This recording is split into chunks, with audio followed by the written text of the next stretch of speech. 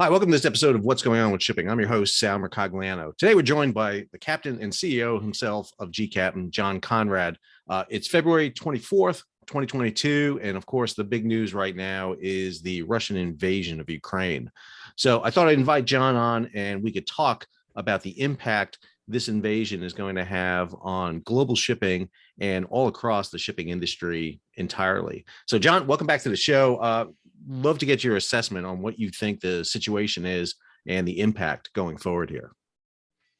Yeah, we've been talking about this, Sal, you and me, and on Twitter, and my last article on gCaptain, really preparing people for this. We were very hopeful that the invasion would not happen, but the fact is that the tanks, the ammo, the fuel is very heavy, has to be moved by ships. There have to be warships in place for an invasion there to protect the skies and land. And the Russians had all the pieces in place. And then last night, they invaded the Ukraine. And the Ukraine does not appear to be fully ready. They've made some basic mistakes in the beginning. For instance, they did not blow up the bridges across the rivers, so to prevent the Russian troops from coming in. And they have not gotten much support. We do not have any, there have not been any new NATO warships coming into the Black Sea all month. The closest carrier strike group is in the Med or Adriatic, and it looks like there is not much that we are able to do or willing to do to prevent this incursion. So unfortunately, Russia has taken over the Ukraine, and there is nothing there to stop them. And while there are some silver linings, for instance, we were worried about cyber attacks. That seemed like something that Russia could easily pull off. And beyond the borders of the Ukraine, they have attacked within the Ukraine, but there hasn't been widespread global fallout. What's your take, Sal? Yeah, first off on the naval issues too, I always recommend over to Naval Institute News. They cover that naval aspect really well. They got a great story here by Sam Legrone talking about the disposition of naval forces right now. The Russians moved in 3 large cruisers, these big Slava class cruisers. And they got one in the Eastern Med, one in basically the Central Med, just south of Crete, and one up in the Black Sea. The U.S. Navy has reinforced greatly. I mean, you have the Truman Battle Group that's probably up in the Adriatic or Western Mediterranean right now, but they brought in a slew of warships, including a quartet of destroyers above and beyond. I mean, there's 4 stationed in Rota, Spain. There's 4 brought over, and then there's a cruiser and several destroyers with the Truman Battle Group. So you've got a large naval presence definitely in the Black Sea, right? I mean, excuse me, in the Mediterranean right now. One of the things that we talked about is there really isn't a presence in the Black Sea that we know of with U.S. naval forces because of the Montreux Convention of 1936. You have to get permission from the Turks 15 days in advance before you can basically send ships into the Black Sea. So right now, there's not a U.S. naval presence in there. There is a NATO presence. We know the Bulgarians and the Romanians are there, but not a U.S. naval presence. They're there because they have a coastline on the Black Sea, right? So they are not subject to the convention you mentioned. Right, exactly. Since they have a coastline right there, they're able to go ahead and do that and have their ships there on a routine basis. They don't, in other words, they don't have to ask for permission. Same thing for the Russians too, by the way. So the Russians have that ability too, that they can move their forces in and out of the area pretty much at will. I think there's a couple of key things here, and again, I really recommend everybody go over to the gCaptain and take a look. You guys are pumping out the stories here left and right and really covering that maritime aspect in a great way. And one of the things I love is this recent story that you all had here from Bloomberg that really talked about this. And one of the things I liked about it is it highlighted 4 kind of key things to kind of look at here. Talking about that energy spike, I think that's true right off the bat. I think that energy spike is going to be such an essential one. The last EIA report for February reported that Russia was providing 20% of the LNG into Europe. And one of those main pipelines crosses right across Ukraine right now. And the question is that are the Ukrainians going to destroy that pipeline? I think they will. The Russians are probably going to try to grab it, make sure it's secure. But the other issue there is Europe may cut off that energy pipeline. They may, not want Russian LNG. So I think that's a key factor. And if that doesn't happen, you all had another great story the other day talking about the Qataris and how Qatar was talking about that they're at max capacity right now. They're flowing as much LNG as they can. Their tankers are fully booked. American LNG is heading across in record number to Europe, to the point that Europe is awash in LNG right now. And so, but the question is, how much storage is available? Can a float storage replace pipelines? That's always a tough thing to do. You talked about key commodities right there. Obviously, grain and wheat and corn and all sorts of grain. According to the last review of maritime transport, Ukraine is responsible for 10% of the world's exported grain. Russia's involved in 9%. So, we're talking about 1/5 of the world's food supply that is at play here. And then, again, you have the economic headwinds. We've already been talking about this. I'm watching the stocks over in Europe right now for Maersk and Hapag-Lloyd. They're down 7-8% right now. So they're taking a hit. We know that. We saw the stock market on a rally, as you mentioned before we started talking here, was on a rally and then all of a sudden took a tumble. And then there are the sanctions coming out too. What are these sanctions going to do? How are they going to impact them? Sitting right now in Odessa is a Costco container ship. What are sanctions going to be for trading in this area going forward? So I think there's a lot going on here, obviously. And I think for us to get a handle on it, maybe we should break them down a little bit more.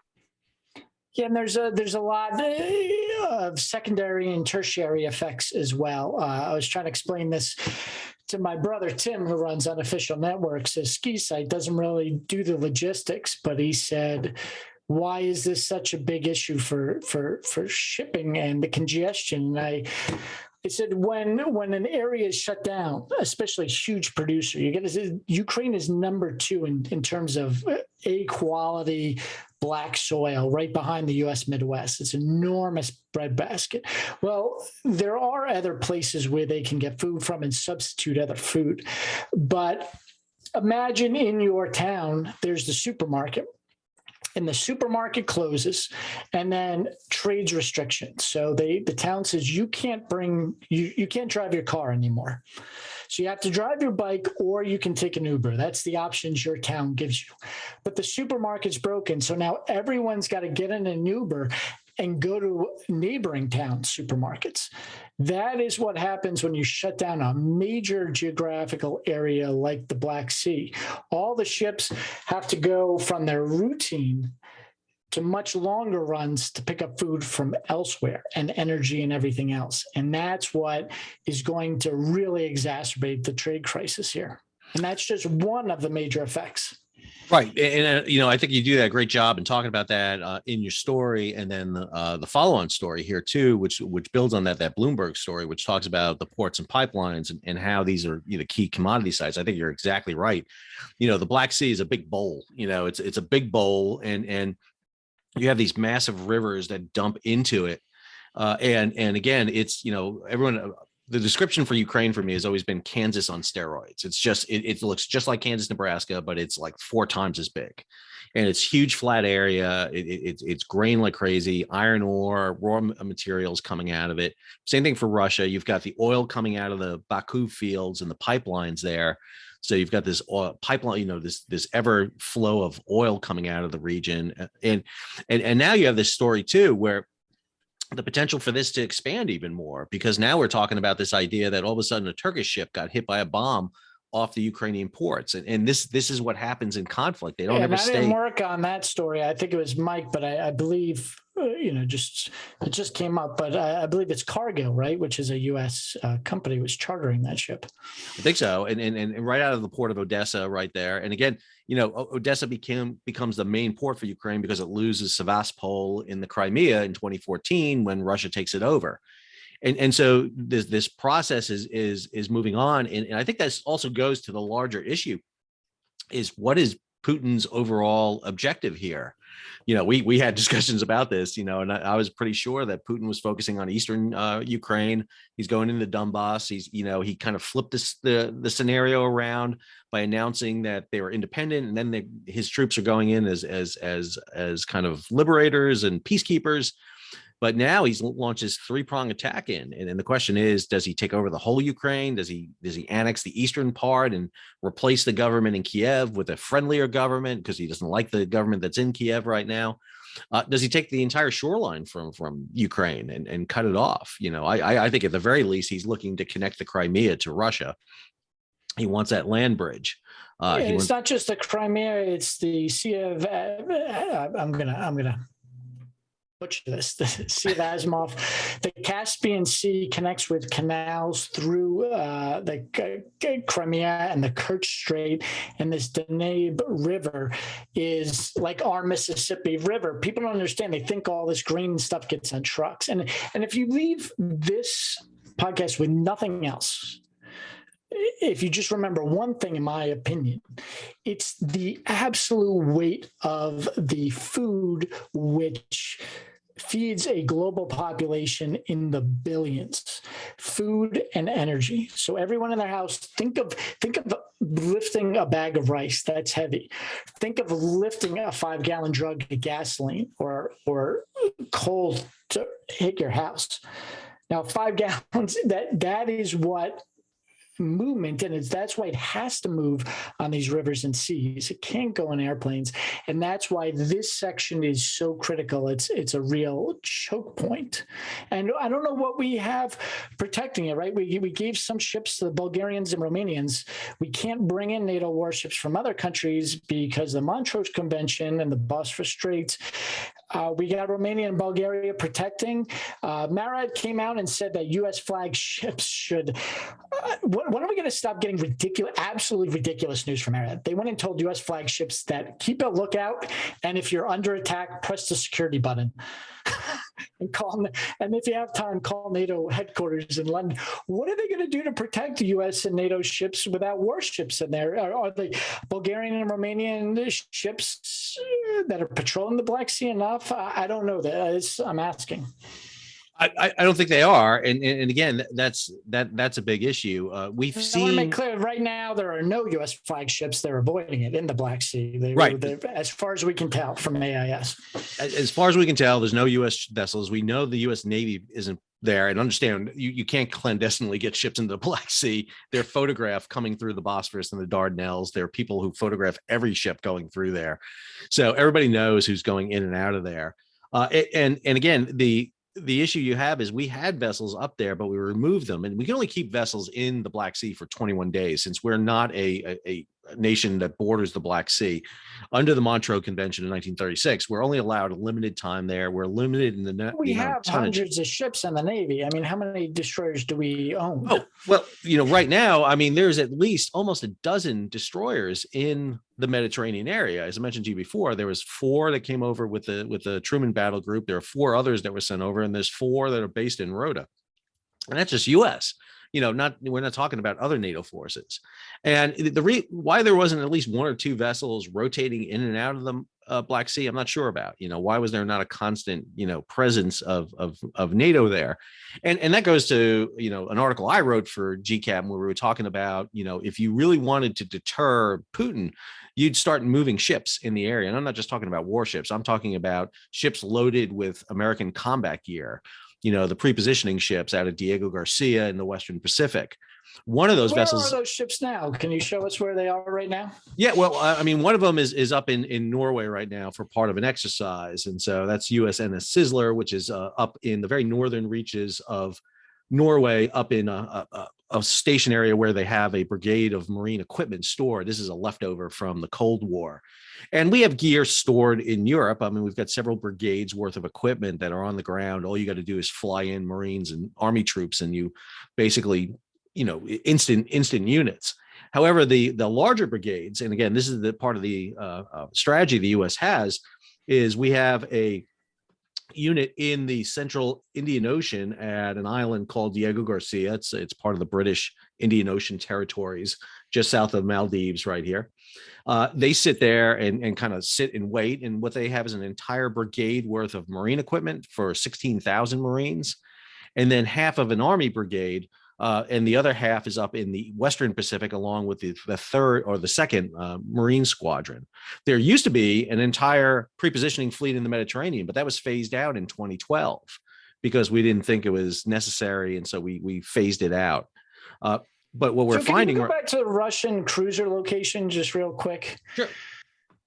I mean, if we're talking worst case scenario, you got the VAR YAG right there. We already know, but not from recent events, the Ever Given, but also going back to previous conflicts in the Suez, how easy it is for any just moderately powerful Navy that is near the Suez to block the Suez just by sinking a ship, right? So worst case scenario, we got the VARAG there. It could easily, I believe, correct me if I'm wrong, close down the Suez, and all of our equipment is in Diego Garcia because we've removed the pre-positioning equipment from Mediterranean. Am I getting this right? Right. And I would add too that, again, Varag is a surface ship now. A lot in the Navy would tell you these are outdated vessels. They were built in the 80s, and so they're nothing. I don't know how well this one would do against a peer-to-peer conflict against a Navy destroyer. Right. But the VARAG versus sending long-distance missiles into the Suez or going toward near the entrance of the Suez and even using conventional guns does not seem.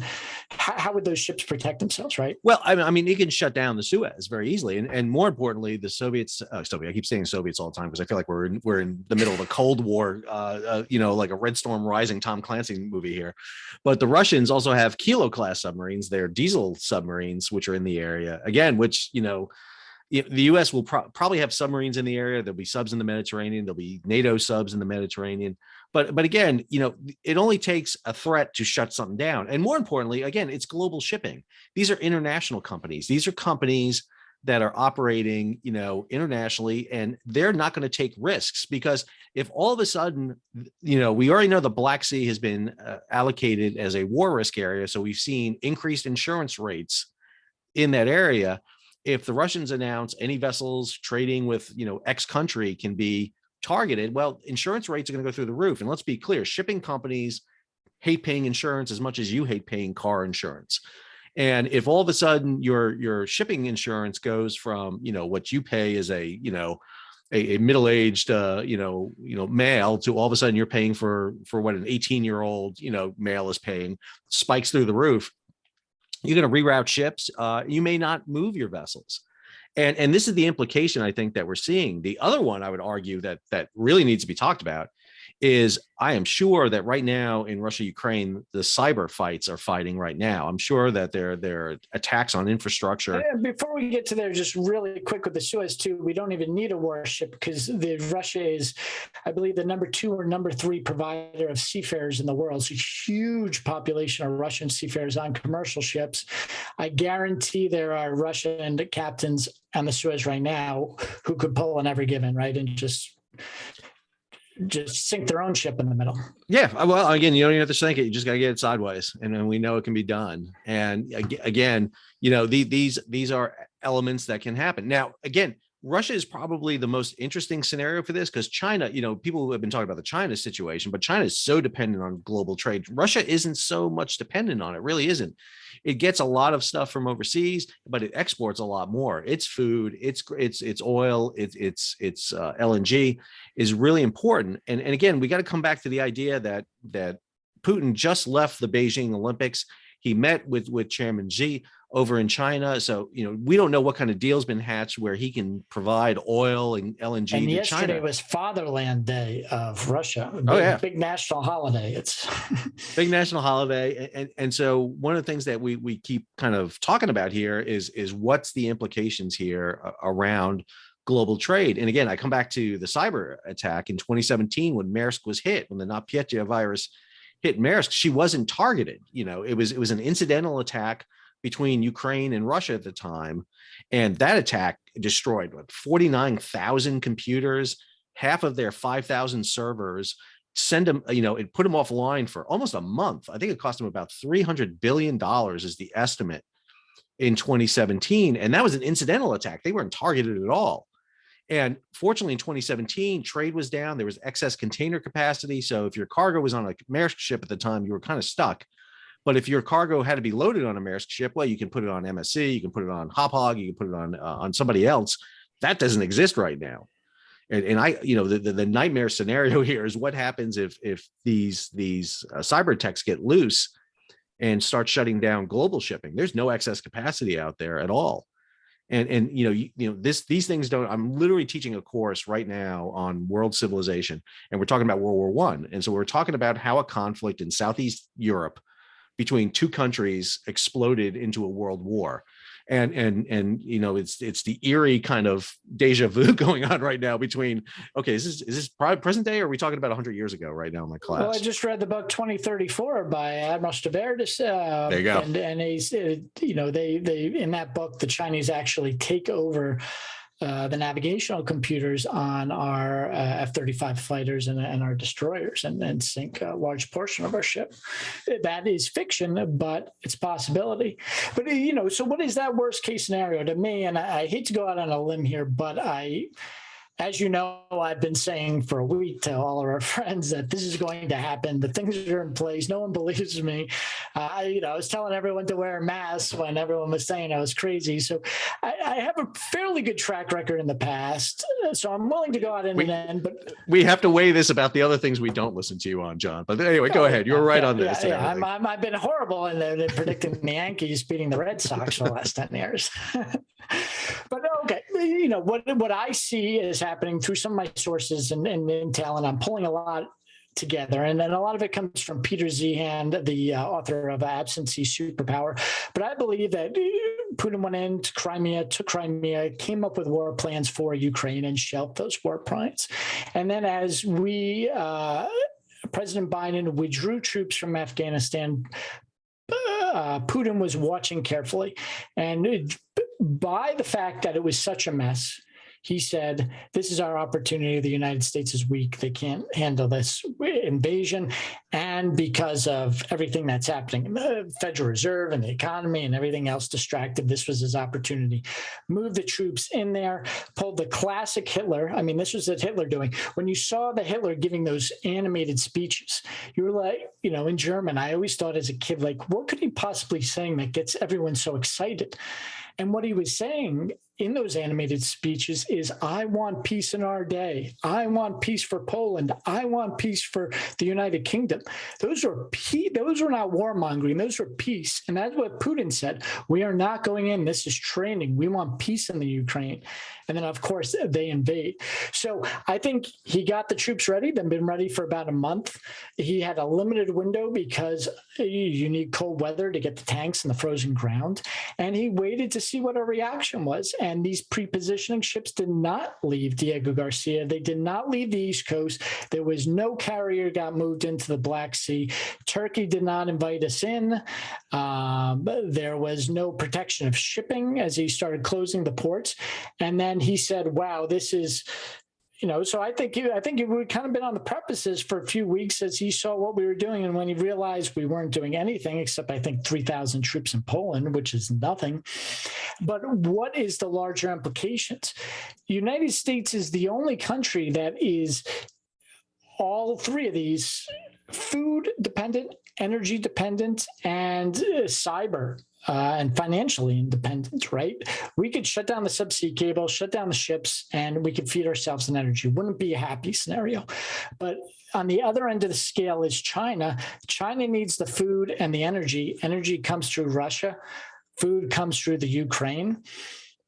Is China a big part of this? Where is this grain when Russia takes control and energy going? I think it could be China, and that the question is, does that open up for invasion in Taiwan as well? Well, I think you're right. I think you got to look at the big picture all the time, and it was really amazing to me to watch this unfold because, again, I'm doing this thing with World War I, so I'm seeing the parallels here about nationalism, and we want Russians under Russian control. And this is classic. I mean, it's classic what dictators and authoritarian rulers want. Russians are suffering under Ukraine, therefore we have to go liberate them. We're the peacekeepers. They're the, technically the invaders. And you're right. I mean, they keep arguing for these very positive things. I mean, read what they say and see what they say. It's a lot different. They're not talking about war. They're talking about this will guarantee peace. Ensure the peace. Right. And you mentioned a really important factor is things like that I talk about a lot is national security through shipping and everything for the United States. So right here, you ran a story the other day, it was a Bloomberg story, U.S. tanker ports seek alternatives to Russian oil. I talked about this on my Tuesday episode of What the Ship.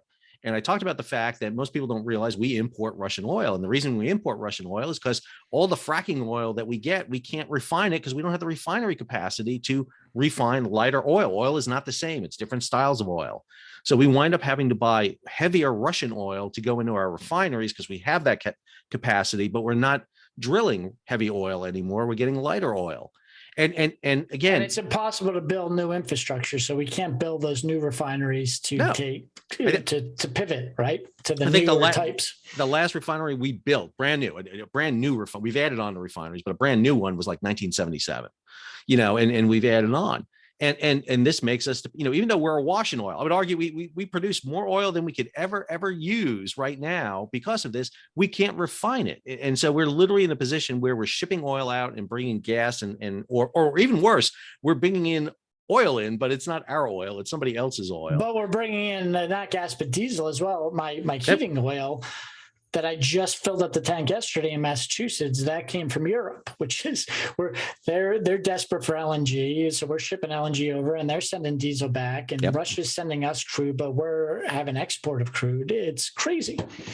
Right. And again, it goes back to that situation. All of this soaks up available shipping hulls, which sends freight rates up and breaks the ports.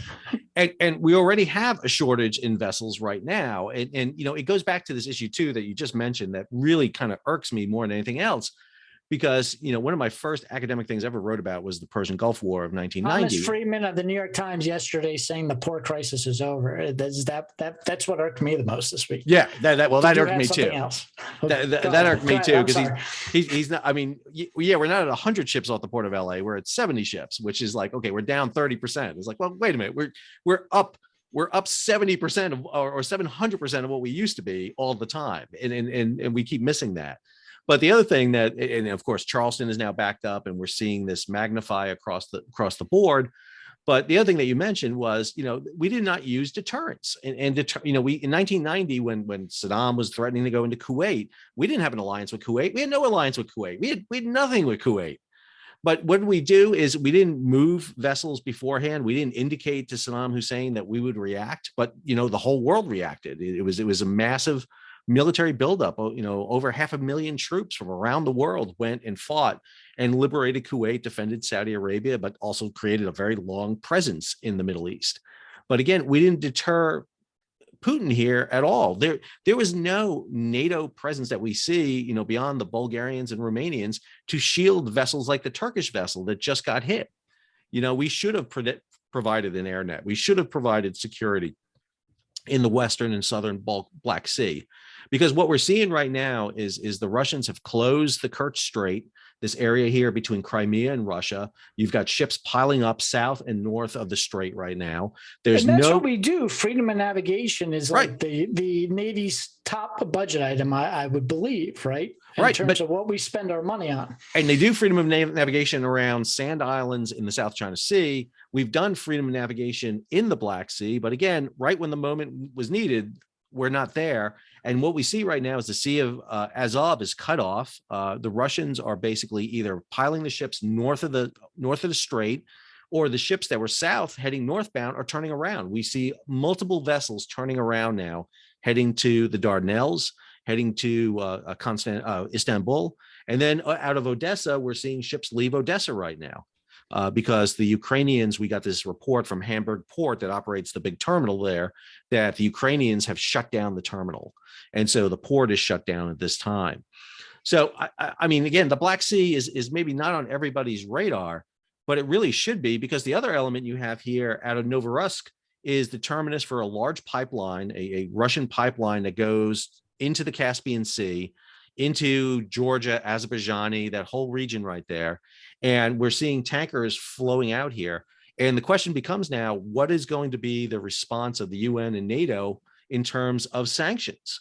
Are they going to start sanctioning? We know they sanctioned the Russian container liner Fesco, the 44th largest container liner in the world, but they don't do a lot of international. They're more coastal and feeder ships.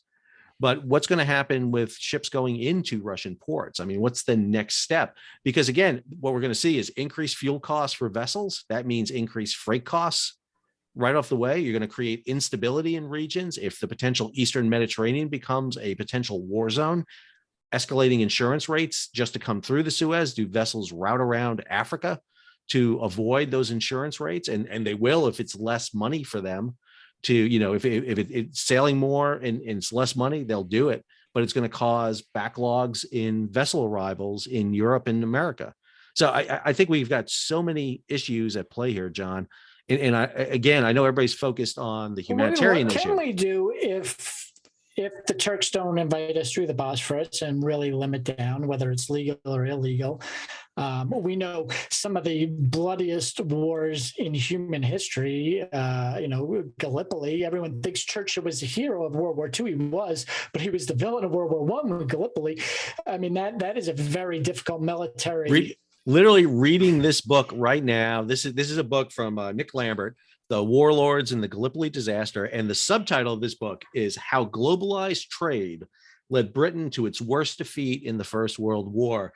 And what Nick does in that book is he takes this idea that the whole purpose of the Gallipoli operation was to capture Constantinople and basically knock the Turks out. What he says is, no, it was to get to the wheat and food in Ukraine because Europe needed it, because their kids were fighting, they weren't farming.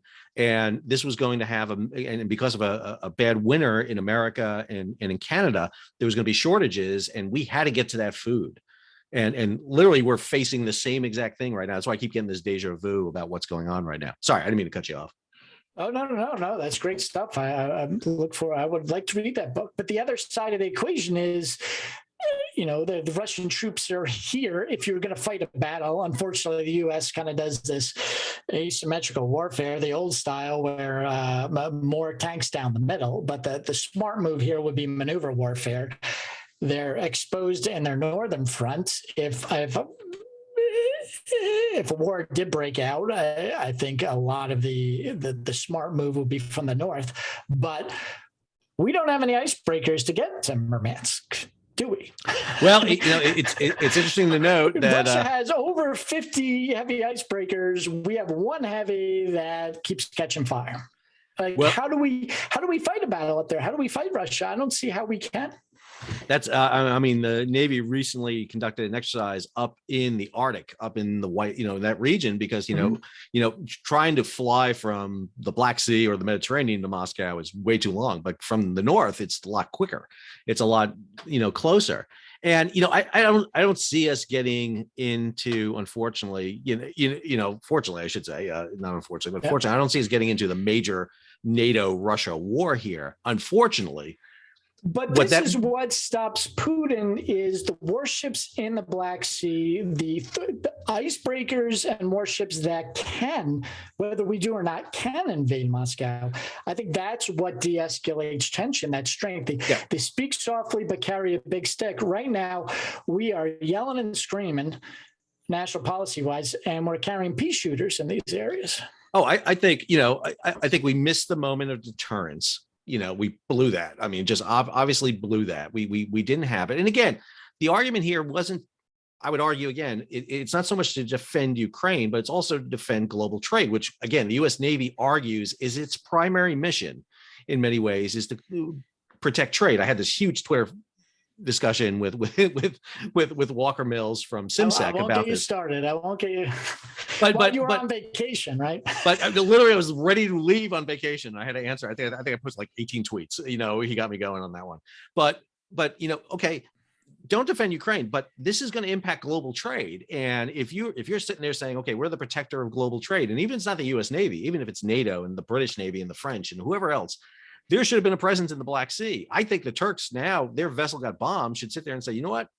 we can waive the convention, bring your ships in, let's park them in the Black Sea and start providing protection for this global trade. Because Or again, donate modern ships to Bulgaria and Romania, start yeah, stocking them up, right? yeah. I mean, Bulgaria is running old Belgian frigates from the 1970s. The British gave the Romanians 2 Type 22 destroyers from the 1980s that had fought in basically the generation that fought in the Falklands War. But again, what they need is Burke class destroyers with that spy radar to be able to monitor everything that's going on. There need to be deterrents in my way. Again, we talk about the idea that the seas are free and we're benefiting from the greatest transportation revolution in history. Greg Easterbrook talks about it in his book. Bruce Jones talks about it in his book, how the U.S. Navy has benefited and created this free market economy, and we all benefit from this free trade. But listen, the Black Sea, even though it's a little kind of pool of water off to the side, is as vital in some ways than the Atlantic and the Pacific route. And we have to understand that, because again, that food and supplies that are coming in here are now going to be constrained and cut off. And that's going to have implications on, we're seeing the futures market take off like crazy now because nobody knows what's going to be. Oh, and I'll throw one other thing. Stock market, we've been selling off for weeks, and then invasion happened. It sold off last night, and right before we started, the Nasdaq was back at approaching yesterday's closing price. Wheat futures just the last hour, like, oh, war's over. People are thinking this is Iraq, the first Iraq war all over again, because Russia's not getting much pushback from the Ukraine. But they don't understand the global energy and the control, the stranglehold Russia has on this region and what they can do to commodity prices. Look at the price of oil. People are saying this is crazy, $100 barrel of oil. Well, what, it was 10 years ago, we had $120, $130 barrel oil, but we've also between doubled and tripled the monetary supply.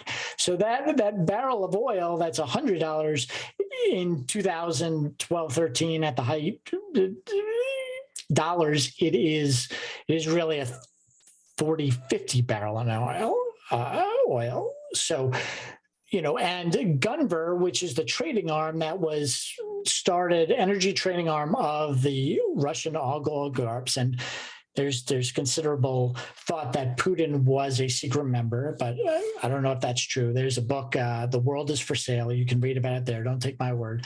But those guys are calling for $150 barrel oil, and the CEO of Gunvor is saying that's conservative. And this is an energy trading firm started by Russian oligarchs in Estonia, saying, and they're not just saying it, they're actively betting on this. And stock market thinks that this crisis is over. It's not a big deal. It's okay. Right. I don't know how many texts from friends I've said how Russia's invaded the Ukraine many times over history. But last week, everyone was texting me, Putin is not dumb enough to go into the Ukraine. And guess what? Well, I agree with you, because I had somebody tell me the same thing you were talking about earlier about, okay, they're not going to invade Ukraine because, the fields are muddy. It's like, well, yeah, but there's highways now. The Soviets built highways between World War II and today. And what are the tanks doing? They're riding up paved roads. That's what they're doing, and so they're able to move. The other story that I thought was really important, because we were talking about grain, and is there's an opportunity here for some profit by American agriculture to fill the deficiency out there, yet they can't get their product out. Because why? Because there's empty containers piling up the West Coast ports, and the large shipping lines, the big 9 carriers, are prioritizing empties over exports. And so, ag, which has an opportunity now to make money in a way we haven't seen in a long time, they're going to suffer. I got a note from a company in Seattle saying that they can't get reefer containers. They would typically in the past be able to get containers out of LA and Long Beach. Ships would leave LA, Long Beach, go to Oakland, go to Seattle, Tacoma, drop off empties and reefers and load ag to go back to Europe. They're not doing that anymore because they want to get back to Europe back to Asia as fast as they can, load and return. And so what do we have? We have literally American agriculture, which could feed the world, is not going to be able to get out because we don't have the container ships or the bulk carriers to do that because of this disruption going on in the ports. And that's what I mean by how much all I have a this. way out. If you got a large amount of grain you need to get overseas, give me a call. I'll only charge you a small percentage to get you the available hulls, because they're not thinking outside the containers, right? We got a large fleet of Yep. barges and other coastal, which you wrote about in Vietnam. We use Yep. barges to get over to Vietnam. We're not thinking out of the box. We're not thinking creatively. We're not thinking defensively. We're not thinking. We've lost the lessons of the Cold War. And I go back. Like rookie mistakes we're making here, Sal. Well, and I go back to something you mentioned at the very beginning. Where is the national maritime policy people in talking about this? Again, we're what, a year and I don't know how many months now into, a year and 2 months into the Biden administration, and still don't have a head of the maritime administration. The Federal Maritime Commission is trying to catch up to what's happening in the supply chain, but they're constrained by rules and lack of authority and staffing and manpower. And again, we see ourselves completely fumbling. Where was the people talking about, listen, if this war happens, if Russia goes into Ukraine, it's going to have this impact on the economics around the world and trade and in everything we know. Yet that does not seem to get conveyed. There must be a merchant marine think tank, right? We have how many? We have dozens of military think tanks, right? There must have. What's the one? There's even one in Santa Monica that's right on the beach. That Rand Corporation. I spent a week there. So who are preeminent trade logistics, global security think tank people? I don't know, because this is the issue I come back to. I literally somebody just sent me a tweet from one of those, one of the generals were on Fox News or something like that. And the general sat there and basically said, he goes, what you don't need here is a military commander. You need a logistics commander. You need someone who knows supply and logistics, because this is what this is all about. It's like, we're great at fighting. Military generals and admirals win battles. The logisticians win wars, right? Well, but the problem is we keep throwing, in the military side, military warfighters into logistics roles, and they don't understand the logistics. And one of the things I think we've seen in the supply chain crisis right now is, and you've seen it with the the growth of entities like gCaptain and FreightWaves and other entities out there, is how vital supply and logistics is, the supply chain. I got students come to me now. It's like, how do I get into this supply chain stuff? Because there seems like there's great opportunity. And I tell students, you don't have to be a business major to do this. Listen, historians are great for this, political science, public administration people. There is a role for everybody in this.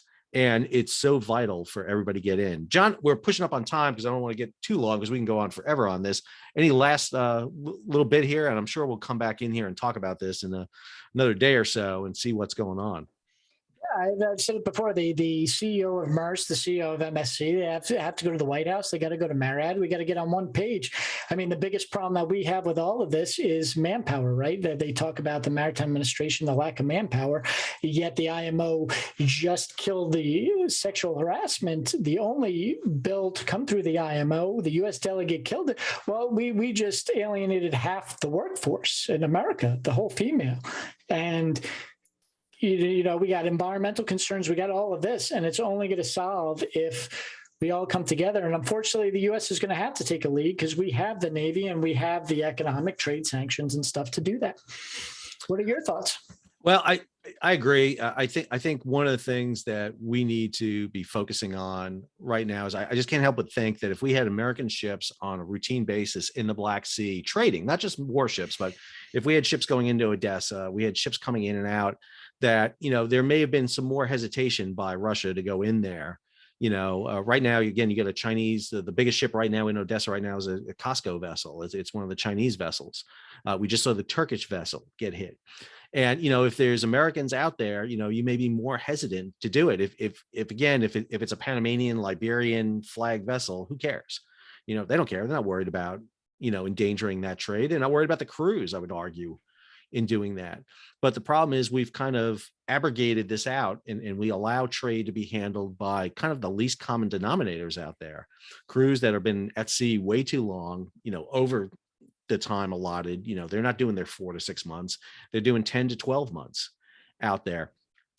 And again, we benefit from that trade greatly. And the only other thing I would add, John, and again, I want to give you the rich rewards you deserve, is that you call this. I mean, again, here's your February 15th article where you talked about this, that we, Wall Street should forget Putin and start counting ships. I mean, we should have been watching this the entire time. And I think you were exactly right on this call and looking at issues. You hit the commercial issues, you hit the insurance, you talked about military logistics, and is the US ready for war with Russia, and who can tell us the risk of war? And basically we abrogated that. We failed to deter. And in many ways you got what the analogy I keep hearing over and over again is, this is Munich with Hitler going into Czechoslovakia and the Sudetenland, the two republics in the Donbass region were the Sudetenland, and it was only a matter of time till Putin took over the whole thing. And that's basically what he's done, because again, there was he saw dissent among not just the NATO members like Germany and a few others, but he saw dissent in the American ranks. He saw that the U.S. did not have a coherent policy. They weren't clear in their what they were going to do. They didn't move assets like they could have. I mean, we have the ability to move that's one of the things that the U.S. military does very well, is we can move forces around. And we didn't do it because, again, the reason to have a military isn't to use it, but is to deter against somebody like this. And I can't tell you the number of people I've had arguments with over the past 5 years talking about why we need a U.S. merchant marine for national security. And all I keep hearing is the same exact thing, is that there's never going to be another major war. There's never going to be a conflict. The idea of conventional forces going to war against each other. And every time I ever hear that, I say the same thing back to them. It's like, congratulations, peace in our time, which is the famous Neville Chamberlain quote coming back from Munich. And this is why you need, it was never going to happen 10 years ago because we had those pre-positioned ships in the Med and the thing and around the world, and we were willing to use our nuclear weapons, and we had big sticks, and we built carriers that worked, right out of shipyard. Again, I agree with you entirely, John. I appreciate you coming on today and talking about this. We're going to follow up with this. Be sure, if you're watching us, number one, please subscribe to my channel. Go ahead, hit the bell so you'll be alerted about new videos when they come out. Leave a comment. We'll try to answer them all and get back to you with them. Share it across social media, and be sure to follow gCaptain. Get on there. They have a newsletter that you can get daily in your inbox every morning, so you find out what's going on. Follow along with gCaptain all the time, because that's one of your best sources for information regarding maritime, commercial shipping out there. John, anything else you want to add before we sign off? I just think this is, everyone, especially with the stock market thing, everything I hear, everyone is underestimating the long-term impact of this. If you own a business, you're in the military or something else, wake up. This is a lot bigger thing. And otherwise, my hearts and prayers, go out to the people of the Ukraine. Yeah, I think we always got to remember that as we talk about this, and we are talking about economics and trade and everything like that, I think the worst thing is the fact that we're allowing a nation to invade another nation, to kill its members and to terrorize its citizens, which is just, to me, again, amazing. We've come to this point through so many conflicts in history where we know that this can happen and we can deter it, and we've got the ability to stop these things from happening, and we let it happen. And it's to me, it's unfortunately why I'm a historian, because we never seem to learn the lessons from history, and we continually have to kind of drum it into people's heads. We keep forgetting that what happens in the past can happen again in the present, in the future. With that cheery note, until our next episode, this is John and Sal signing off.